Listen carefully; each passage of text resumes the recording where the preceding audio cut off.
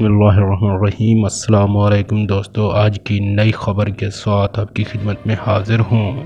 جیسا کہ آپ جانتے ہیں، فواد چودھری جتنا عرصہ سائنس اور ٹیکنالوجی میں رہے تو ان کا مفتی منیب الرحمن کے ساتھ بیان بازی چلتی رہی چاند کی رویت کے حوالے سے۔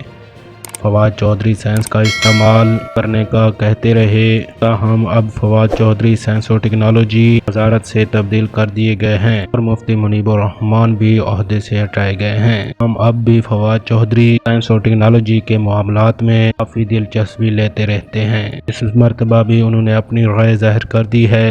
ٹویٹر پر انہوں نے عید کے حوالے سے اہم پیغام دیا ہے۔ تفصیلات کے مطابق فواد چودھری نے اگرچہ عید کا حتمی اعلان رویت ہلال کمیٹی نے کرنا ہے، لیکن وزارت سائنس اور ٹیکنالوجی کے کیلنڈر اور ایپ کے مطابق چاند 13 مئی کو نظر آ پائے گا اور عید 14 کو ہوگی۔